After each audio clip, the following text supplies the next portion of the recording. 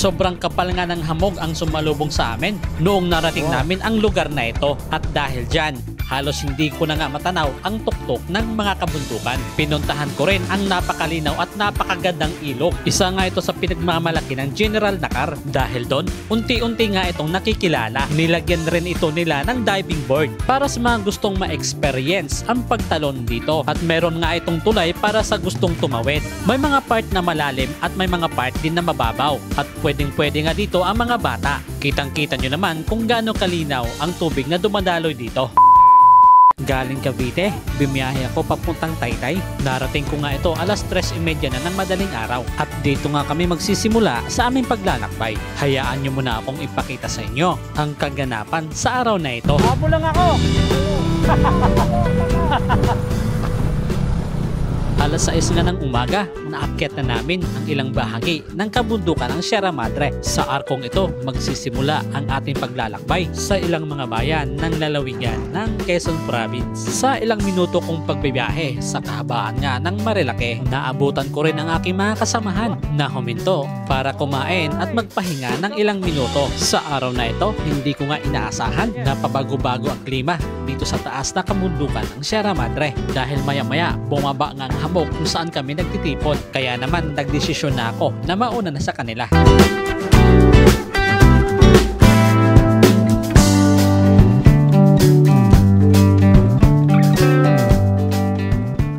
Napakasarap naman talaga magbiyahe dito sa lugar na ay na landslide mga master.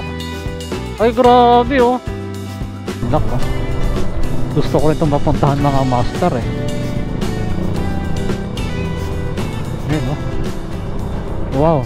Sa mga ilang minuto namin paglalakbay, pababa nitong kabundukan, narating na nga namin ang bayan ng Infanta. Magmula nga dito, maglalakbay kami ng mga 1 oras papunta sa pinakatimog na bayan ng Quezon. Samantala, hihinto muna kami dito sa bayan ng Infanta upang kumain at magpahinga ng pangalawang pagkakataon.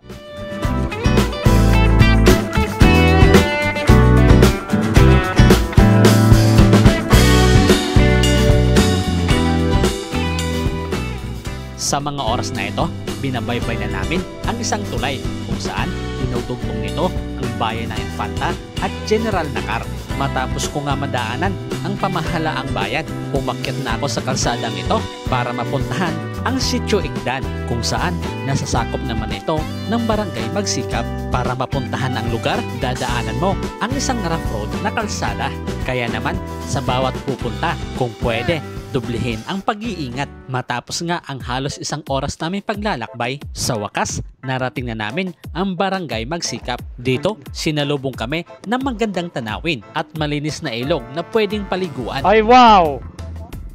Ganda! Wow, napakasolid naman mga master. Ayan o. Ayun o, sarap paligo dyan o. Wow.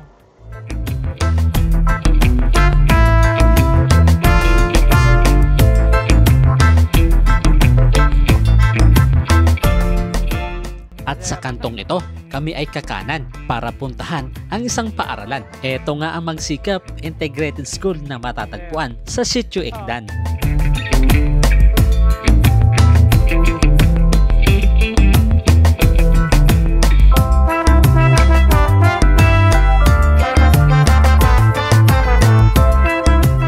Kami ay isang mga samahan ng mga motorsiklo. Layunin ng aming grupo ang tumulong hindi lang sa lansangan, kasama na dito ang mga liblib na komunidad kahit saang sulok dito sa Pilipinas. Kaya kung may motor ka na Sniper 150 or kaya naman Sniper 155, pwedeng-pwede ka sumali sa amin. Tandaan, ang Club I ay nationwide. Ibig sabihin, meron ito sa buong Pilipinas. Ang dahilan kung bakit kami nandirito upang ipamahagi ang mga school supply sa mga mag-aaral. Kailan ba magbubukas ulit yung pasukan nyo? Kailan na kayo? June 16. So masaya ba kayo? Nakapasok ulit? Masaya ba kayo? Maraming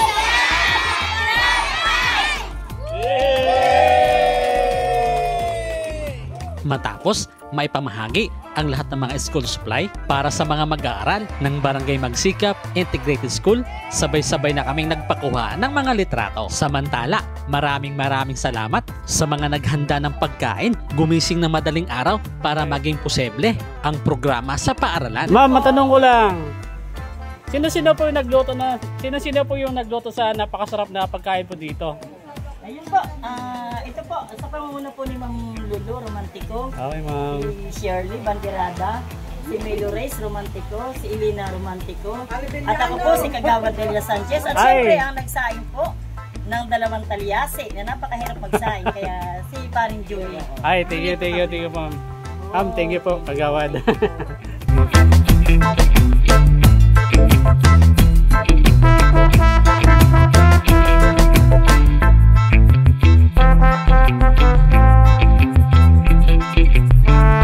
Matapos kami kumain, napagdesisyonan ng aming grupo na dumaan at maligo sa ilog. Hindi naman ito ganun kalayo kung saan dinaos ang programa. Sa mga gustong pumunta, may 2 ilog na pwedeng paliguan. Ang una, eto ngayong ilog kung saan tayo dumaan sa tulay, at sa ilog na ating pupuntahan. Namanghanga ako dito dahil makikita pala natin ang bahagi ng Pacific Ocean. Maya-maya, may nadaanan kaming maliit na tulay. Dito pa lang sa aming biyahe, nag-i-enjoy na nga kami ng tunay. Pagdating nga dito sa crossing, huminto muna kami at nagtanong kung saan matatagpuan ang ilog.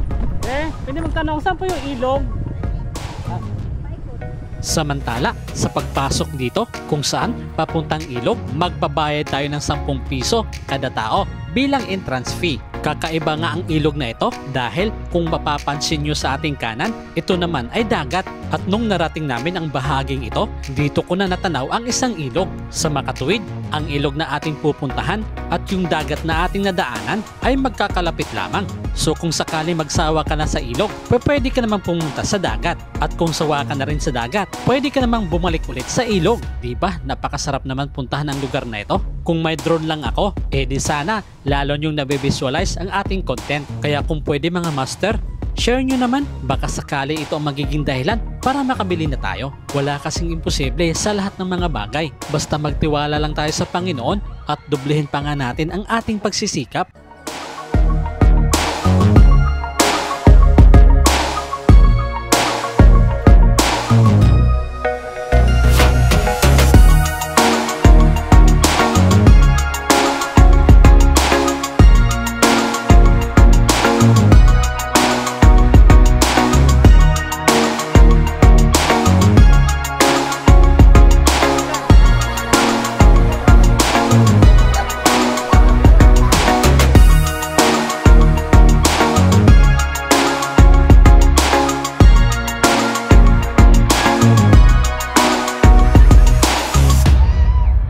Noong narating nga namin itong ilog, agad kong pinuntahan ang ibabaw na parte nito. At dito nga namangha ako sa taglay nitong kagandahan. Nanunumbalik ang aking mga alaala kung saan ang mga panahon ng aking kamusmusan. Pagkatapos ko mapuntahan ang ibabaw na parte, bumalik na ako sa cottage na aming nirintahan. Kitang-kita nyo naman kung gaano kalinaw ang ilog na ito at pwedeng-pwede nga dito ang mga bata dahil sa parteng ito ay mababaw lamang. At sa aking paglalakad, may natanaw nga ako na para bang isang balon. Kaya naman akin itong tiningnan at pinagmasdan kung malinis ba ito at pwedeng inumin. Dahil sa sobrang init ng panahon, akin nga itong tinikman at confirm bukal nga dahil sa malamig nga ito at manamis-namis na lasa. Isa lang ito sa pinagmamalaki na likas na yaman ng Barangay Magsikap. Nung pinuntahan namin ito, pangilan-ngilan pa lang ang mga turista. Ang kagandahan sa lugar na ito, may diving board para sa mga gustong maranasan ang pagtalon sa ilog at may tulay din sa mga gustong tumawid. Malasprite nga ang tubig ng ilog dito.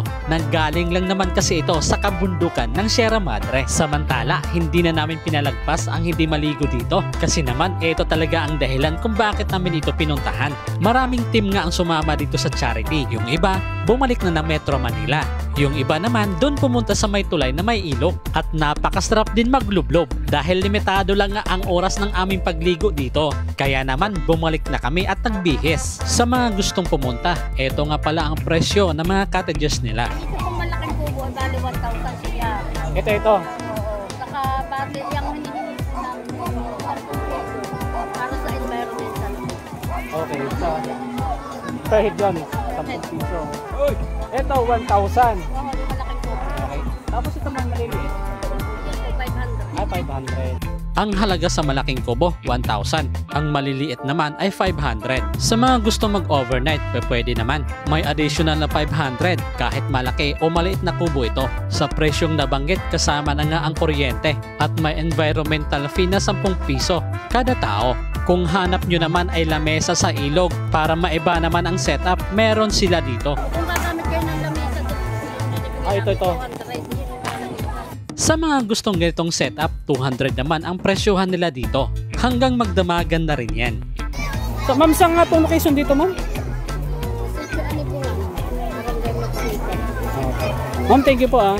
Samantala, eto nga ang halaga ng kubo or mga cottages na pwede nyo i-avail habang nag-enjoy kayo sa napakalamig at napakalinaw na tubig dito sa ilog. 1,000 ito kapag hindi overnight. Kapag nag-overnight kayo, add 500.